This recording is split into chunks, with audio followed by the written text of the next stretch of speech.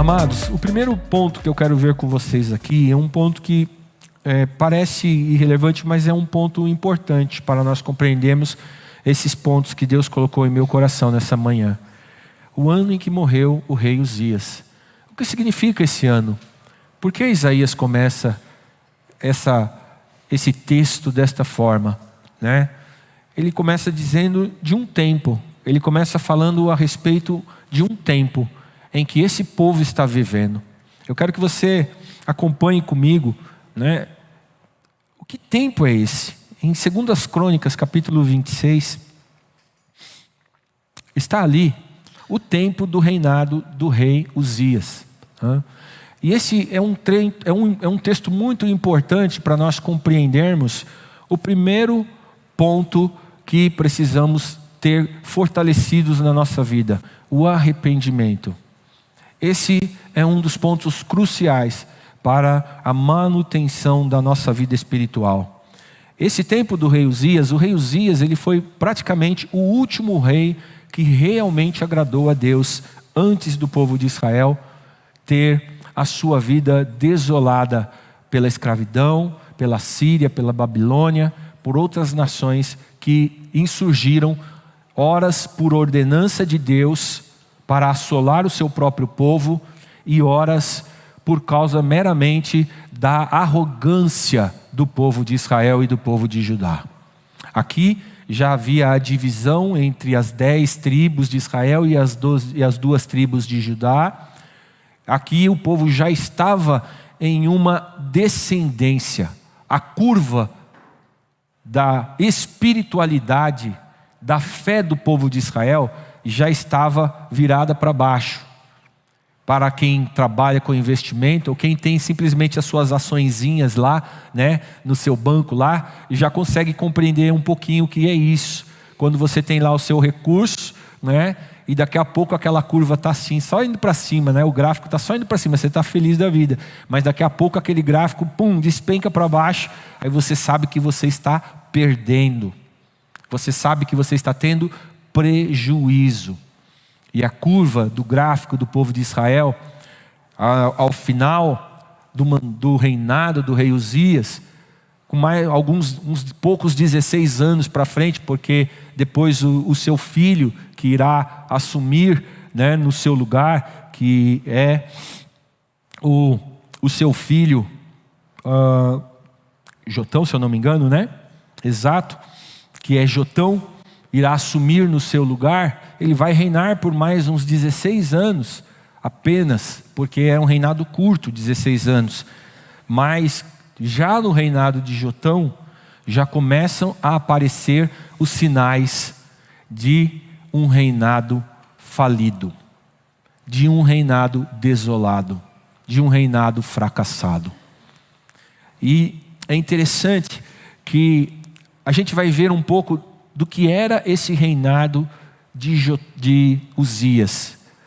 Por isso que quando ele começa lá no capítulo 26 das 2 Crônicas, quero que você leia comigo só o versículo 15. Se você ler todo o capítulo, você vai ver que Uzias foi tratado de forma diferenciada por Deus. Deus deu a Uzias um tratamento diferenciado. Olha o versículo 15 comigo. Em Jerusalém, coloca o 14, antes. Uzias equipou o exército inteiro com escudos, lanças, capacetes, couraças e arcos, e até com fundas que atiravam pedras. Em Jerusalém, fez máquinas criadas por especialistas, para que fossem colocadas nas torres e nos cantos das muralhas, a fim de se atirarem flechas e grandes pedras com elas. Sua fama foi até muito longe, porque foi maravilhosamente ajudado até que se tornou poderoso. Mas olha o versículo 16. Mas quando se tornou poderoso, seu coração se exaltou, e isto o fez cair. Este é o final do reinado do rei Uzias. Aqui começa a derrocada do rei Uzias. E ele vai andar por caminhos tão ruins depois da sua derrocada, depois que o seu coração se inflamou, depois que o seu coração traçou razões para justificar as suas atitudes, sem observar a palavra de Deus. Ele andou por caminhos tão ruins, que uma simples quebra de um protocolo da liturgia do culto que Deus havia estabelecido, foi a gota d'água para Deus pesar a mão sobre ele de uma forma terrível. Aqui veio o meu primeiro pensamento. Quantas pessoas estão andando na limiar do limite de Deus? Deus está falando, Deus está orientando, Deus não se calou, o Espírito Santo ainda está na igreja, a voz de Deus continua falando, e quantas pessoas estão ouvindo, mas não estão atendendo, e estão querendo praticar o vosso culto da sua maneira. E o problema, irmãos, de praticar as coisas ensinadas por Deus para nós fazermos, porque o culto que nós fazemos hoje na nossa igreja, com uma mudança cultural aqui e outra ali, ele está fundamentado no que nós recebemos do Senhor. A base da liturgia dos nossos cultos está fundamentado naquilo que nós recebemos da parte de Deus. A igreja anda numa caminhada em busca de santidade, não em busca de fama e glória. Por isso que muitas vezes a quebra de um protocolo, irmãos, pode significar o início de uma grande derrocada. Uzias infringiu o culto do Senhor.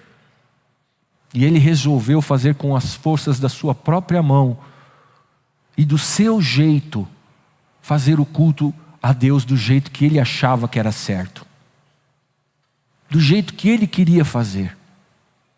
E na mesma hora, Deus o rejeitou. A Bíblia vai falar no final do capítulo 26 de 2 Crônicas, que quando, movido pelo Espírito Santo, o sacerdote olhou para o rei Uzias e disse: o que tu fizeste? O que foi que tu fizeste, Uzias? Na mesma hora apareceu na sua testa uma lepra. E em questão de segundos aquela lepra se alastrou por todo o seu corpo. E o seu reinado foi tirado de Uzias.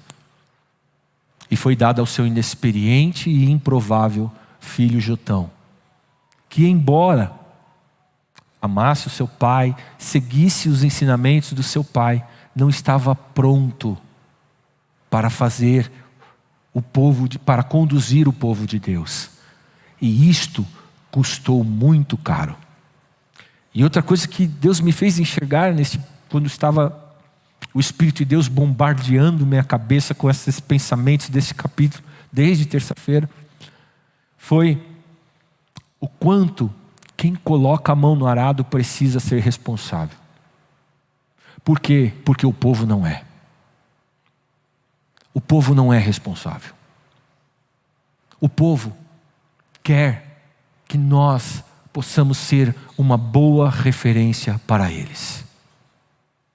E quando nós erramos no púlpito, pastores, obreiros que estão aqui, quando nós erramos no púlpito, nós damos ao povo um direcionamento equivocado.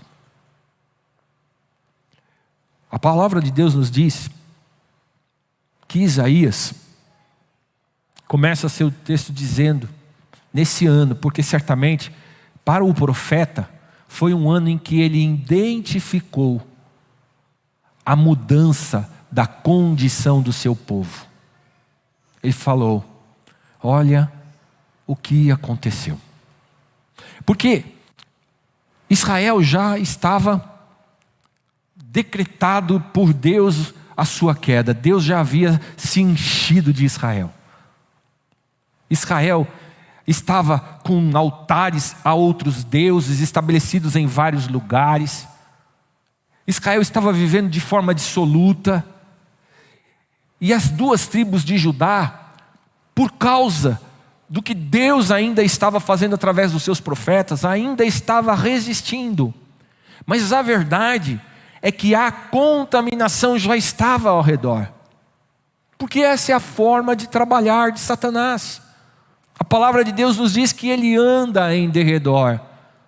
E lá em Jó nós vamos ver que em algum momento, quando Deus convoca uma reunião dos seres espirituais, aparece quem lá para conversar com Deus? O diabo. Então não duvidem, o diabo está sempre na presença de Deus, tentando nos acusar, tentando nos derrubar, tentando fazer algo para que nós venhamos não ouvir a voz de Deus. Nós estamos vendo nos tempos de hoje muitos desses altares alternativos surgirem na vida das nossas igrejas. Não se enganem, nós não estamos diferente do povo de Israel e do povo de Judá. Nós estamos com muitos altares estabelecidos em muitos lugares. E muitos desses altares estão recebendo a nossa adoração. Muitos desses altares estão recebendo o nosso louvor. Nós não estamos diferentes daquele povo. E nem nós líderes estamos diferentes daqueles líderes. Hoje, nós não temos mais profetas. Porque Deus fala pelo seu Espírito Santo através da sua palavra, à igreja. Por isso, todo que sobe num púlpito e quer conduzir a igreja pelo seu achismo, pela sua razão, pela sua sabedoria e sapiência, é um falso profeta. Porque se ele não olhar a forma que Deus quer conduzir a sua igreja, e não observar este método e esta forma que Deus estabeleceu para a condução da sua igreja, o que ele vai receber é um povo que não vai honrar a Deus. E um povo que não honra a Deus, não adianta. Você pode fazer o que você quiser, mas como nós vimos aqui no texto, quando Deus chama Isaías, e Isaías se coloca à disposição de Deus, engajamento. O segundo ponto, quando Isaías coloca-se à disposição de Deus, qual é a mensagem que Deus dá para Isaías? Isaías, fica firme, porque tu vai começar a pregar para um povo que não ouve. Tu vai começar a pregar para um povo que não te entende e não quer te entender. Você vai começar a pregar para um povo que não quer mudar. Porque Isaías, você conhece os tapinhas nas costas. Pastor, estou contigo. Pastor, parceiro. Vamos junto, pastor. Você conhece os tapinhas nas costas, mas eu conheço o coração. Eu sempre digo na igreja, várias vezes já disse isso. Na mentira, só tem duas pessoas que sabem a verdade: quem mente e Deus. Então Deus fala para Isaías: Isaías, você vai pregar uma mensagem que não vai mudar o povo. Eles vão continuar fazendo o que eles querem. Mas sabe qual o problema disso? é que a mensagem continua. A mensagem de Deus não é, Deus não faz assim, irmãos. Estou nem aí. Deus não dá de ombro para a sua igreja, porque a sua igreja custou o sangue precioso do seu filho.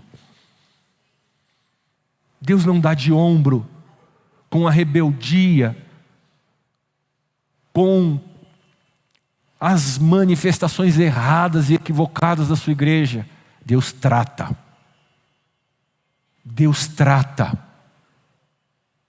E no tratar de Deus, muitas pessoas não suportam e abandonam a sua fé.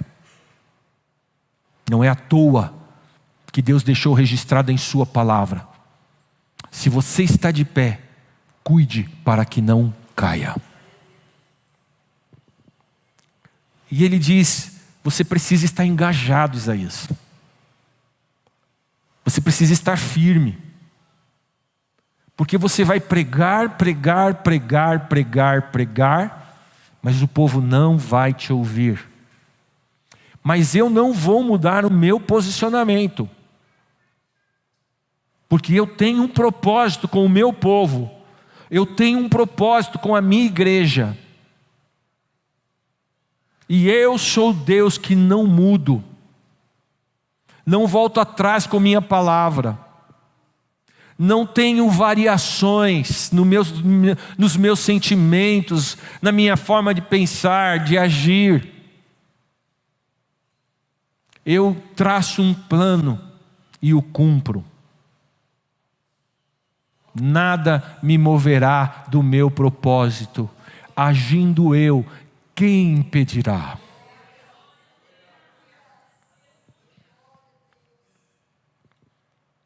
E ele vai dizer que eles vão ter um reflexo de temor.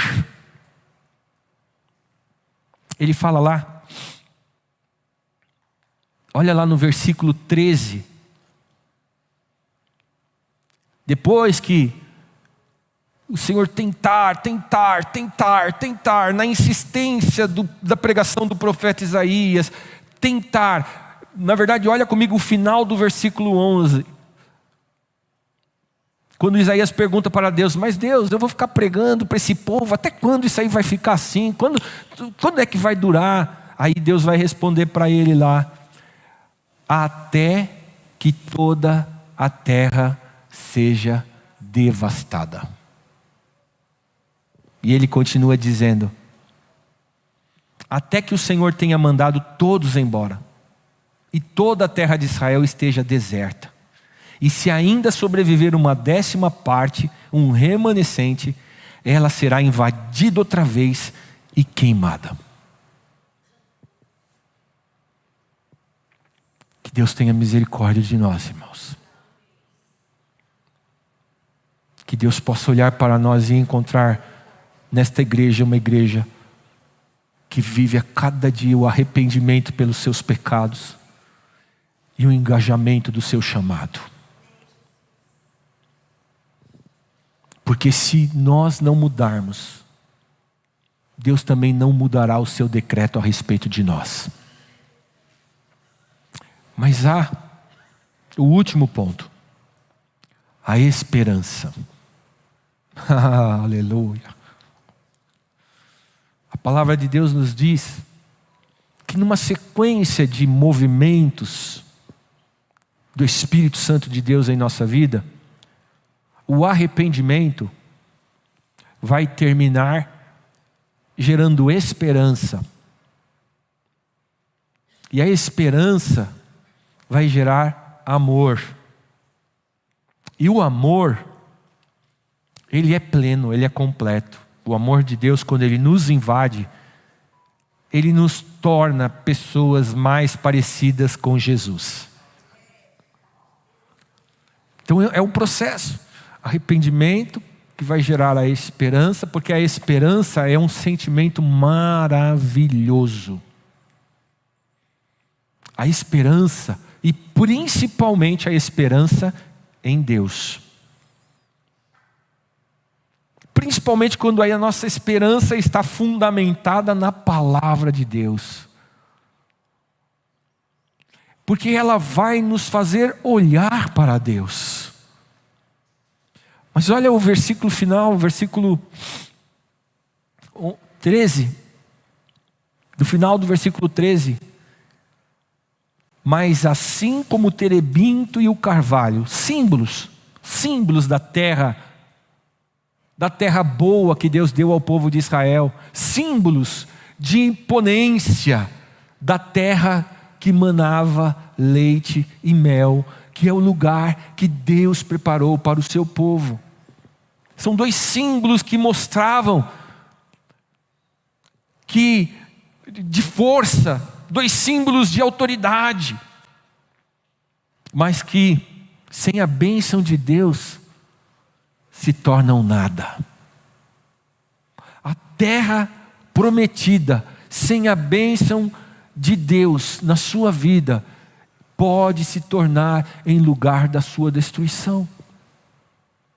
Porque tem pessoas que ficam a vida inteira querendo só desfrutar da terra que mana leite e mel, mas não entendem que para continuar no lugar da bênção de Deus, é necessário arrependimento e engajamento. Não consegue assimilar isso, passa a vida inteira e não consegue assimilar. Nunca a obra do Senhor na sua vida tem prioridade. Nunca o mandamento maior de Jesus Cristo na sua vida tem prioridade. Eu só amo o meu próximo se me for conveniente. Eu só amo os meus inimigos se eles estiverem bem longe de mim. Mas não são mandamentos, não são ordens de Jesus. E quem é que nós seguimos? Se nós seguimos ideologias humanas, nós estamos como todo esse mundo, sofrendo. Quem é que vai subir ao poder? Se é Bolsonaro ou se é Lula? Se nós estamos sendo direcionados por ideologias humanas, então nós estamos torcendo para que venha a lei da morte, que mate todo criminoso. Mas se nós estamos na lei de Jesus Cristo, nós estamos olhando para o criminoso na cruz e estamos dizendo: ainda hoje você tem a oportunidade de estar no paraíso. Mas o que nos rege? Arrependimento, engajamento, para que haja esperança. E a palavra de Deus diz, que triste essa palavra, que a esperança, ela não vem do momento da glória, ela não vem do momento em que nós nos achamos fortes. Porque, na verdade, esses momentos de glória das nossas vidas podem nos trazer falsas esperanças. Esperanças firmadas em carros, em cavalos, em força, em dinheiro. Essas são falsas esperanças. A esperança, como Paulo já dizia, quando eu sou fraco, então eu estou forte. A esperança surge no momento em que você olha para o teu lado e do teu lado tudo é terra devastada. É neste momento em que o homem de Deus, em que a mulher de Deus, arrependido e engajado, vai gerar esperança.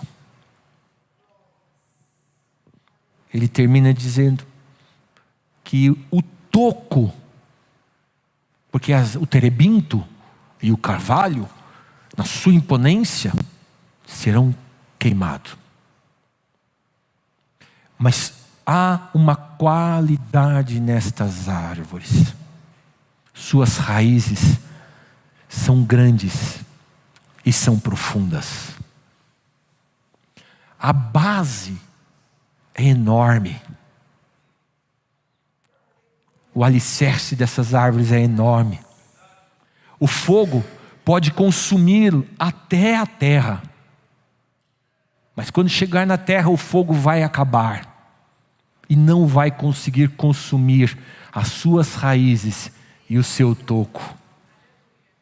São fortes. Aleluia. E é desse toco, aleluia, que Deus irá fazer uma nova semente surgir. Toda grande obra de Deus começa no coração de um povo arrependido e engajado. E este será o caminho de providência de Deus para a esperança.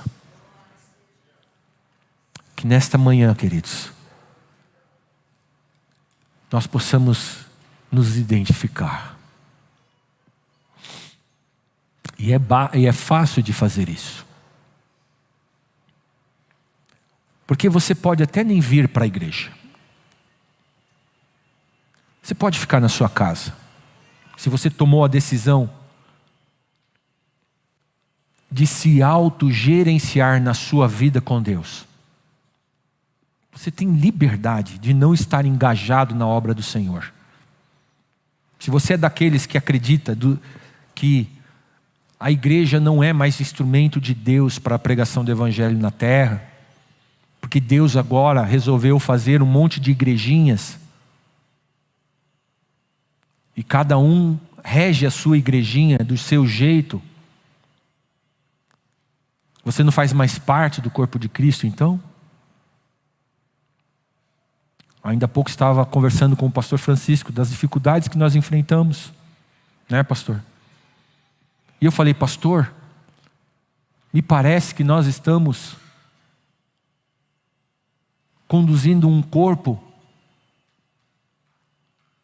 com só uma parte dele.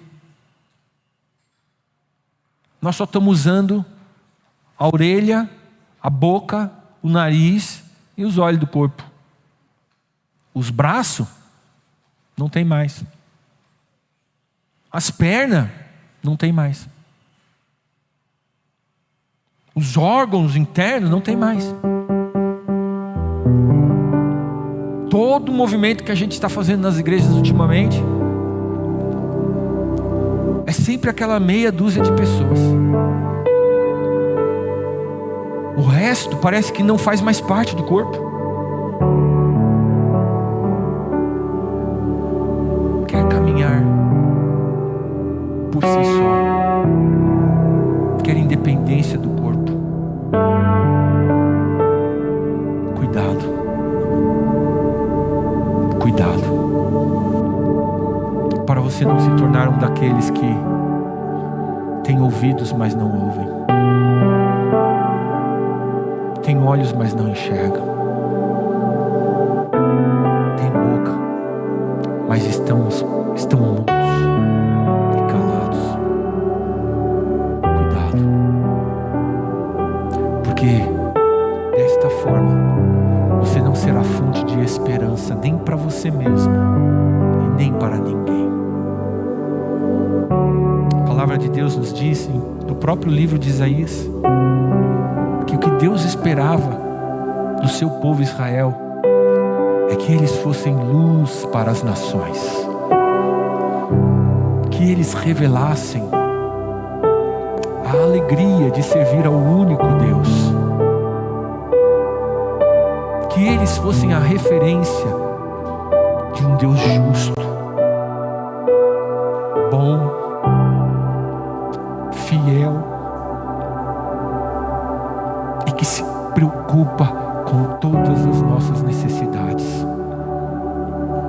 Mas antes, o povo de Israel resolveu entregar-se à sua própria sorte. E Paulo vai dizer sobre isso. Não lembro se é Paulo, se é Pedro. Ele vai dizer: eu resolvi entregá-los à sua própria sorte. Deixe eles viver do jeito que eles querem, com as suas ganâncias, com as suas misérias, achando que o que é errado é certo e o que é certo é errado. Deixa cada um viver segundo a sua mente. Mas não se engane, de Deus não se zomba. O que o homem plantar, isso ele colherá. Que nesta noite, nesta manhã,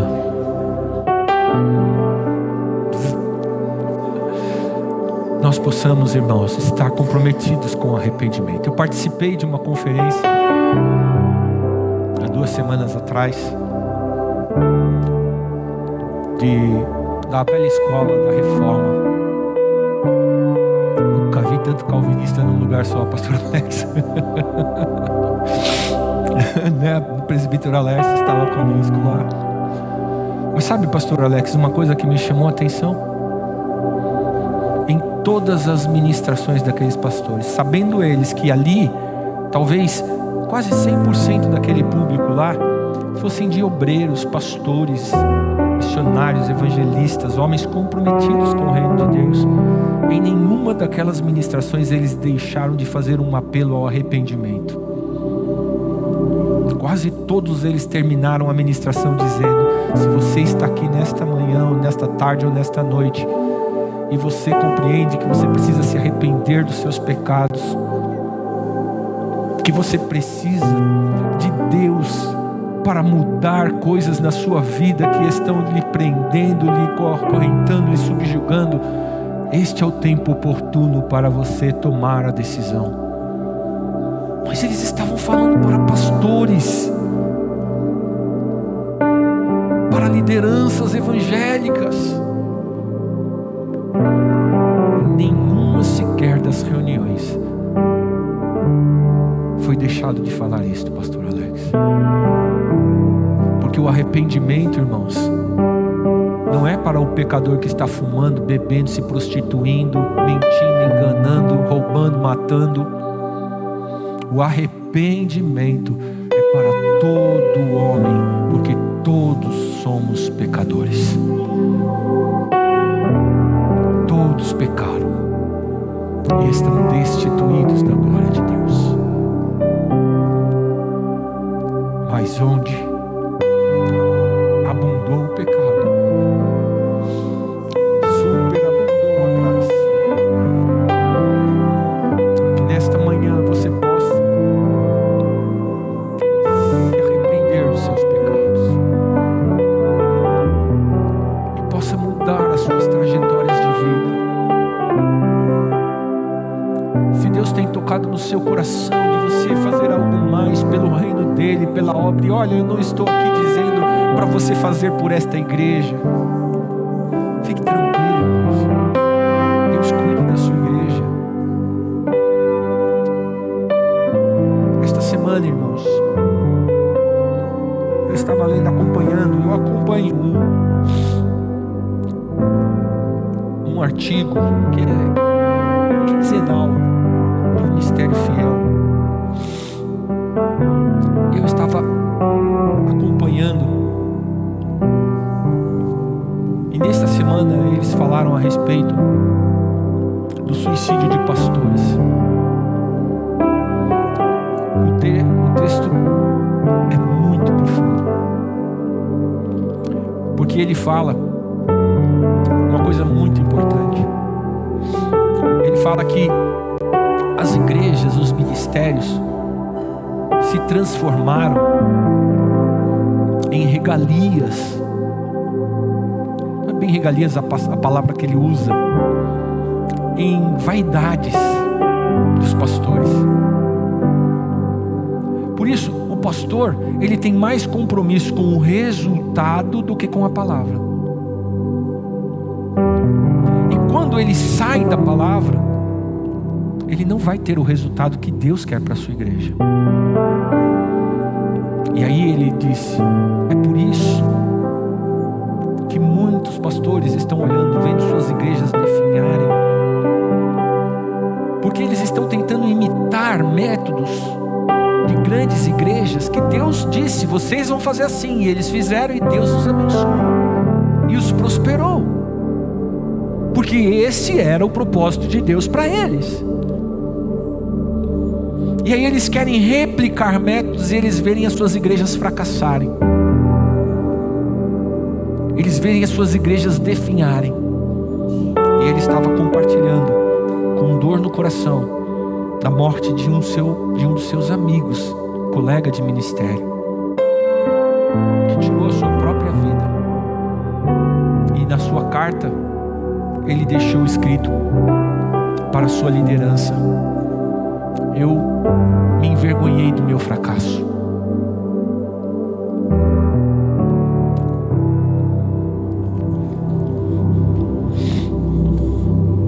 Nunca quem prega esta palavra será um fracassado, se manter fiel a ela.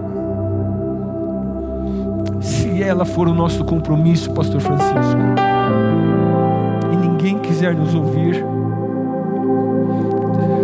Deus fará do remanescente dos tocos a esperança ressurgir, porque Ele é fiel à sua palavra. É Ele quem conduz a sua igreja, é Ele quem nos faz mais do que vencedores, porque nós somos mais do que vencedores em Cristo Jesus. Por isso, se estamos hoje apacentando um rebanho de tocos, aleluia, é com esses tocos que eu quero trabalhar. São com esses toquinhos de Jesus que eu quero todos os dias correr a minha jornada, correr a minha carreira, até que Deus complete o propósito dele na vida da igreja. E você, querido, que tem estado caminhando na igreja do Senhor Jesus Cristo, não feche o seu coração para o arrependimento. Não tire a sua mão do engajamento. Faça o seu melhor todos os dias. E acredite, se o seu melhor for a menor moeda no gasofilácio do ofertório, ela irá encantar a Deus, ela irá alegrar o coração de Deus, e ela irá mover a mão de bênção de Deus sobre a sua vida. E o seu trabalho não será vão no Senhor. O seu trabalho será produtivo e gerará esperança no coração de muitos. Quero orar com você neste momento.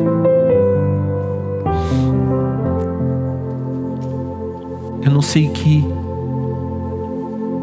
etapa você está na sua vida espiritual,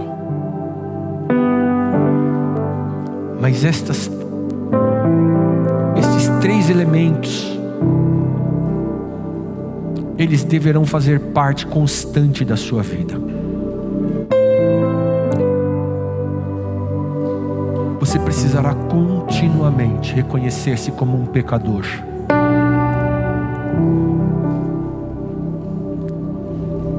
Você deverá estar constantemente ativo e engajado na obra do Senhor. Cuidado, não esteja engajado na obra de homens. Se você for uma pessoa que está arrependida e sincera diante de Deus, fique tranquilo. Se Deus te mandar você ficar até o teu último dia servindo o profeta, segurando a capa dele, para que um dia essa capa seja sua, fica tranquilo. segura a capa. Se o profeta mandar, vamos para lá, vai para lá. Se o profeta mandar, vamos para cá, vai para cá. Pode ter certeza que quando chegar a sua hora, o Senhor Deus será contigo e o seu ministério florescerá. Florescerá não baseado nos seus conhecimentos, nas suas posses, naquilo que você sabe ou acha que sabe, mas florescerá segundo a unção de Deus na sua vida. E que você possa ser fonte de esperança a partir da palavra de Deus para muitos. Há muito por fazer, queridos. Estamos no tempo final e há muito o que fazer. Por isso que neste momento você possa agora receber da unção que vem de Deus sobre a sua vida. Humilhai-vos diante da potente mão do Senhor, e Ele ao seu tempo te exaltará.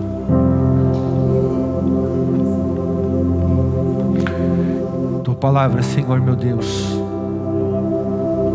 que ardeu no meu coração desde a terça-feira de manhã,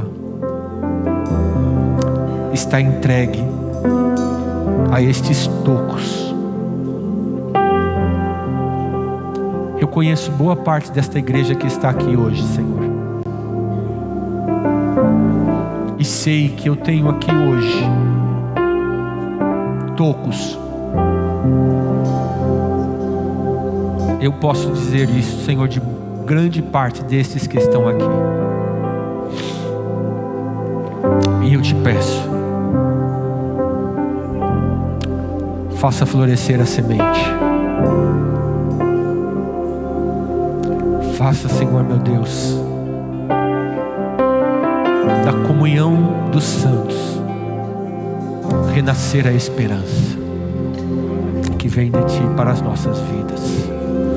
Que cada ministério que está aqui nesta manhã, Senhor, desde o mais simples até o mais complexo, possa nesta manhã receber a unção do alto. Que a palavra que está escrita, para que tudo que façamos para o Senhor com alegria, nesta manhã possa encontrar a vida de cada irmão, e que ele volte a cantar com alegria por aquilo que ele está contribuindo e fazendo no reino de Deus. Que não seja um fardo pesado, não seja uma carga sobrecarregada, mas que ele possa, Senhor, nesta manhã se encontrar com estas cargas nos seus ombros, mas que sejam cargas suaves e fardos leves.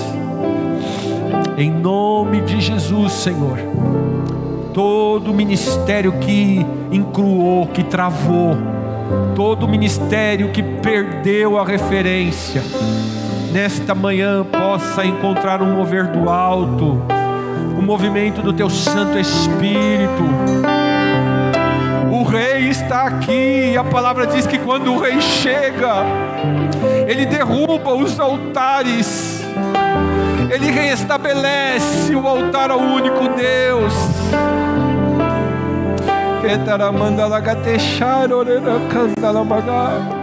Ele coloca a casa em ordem.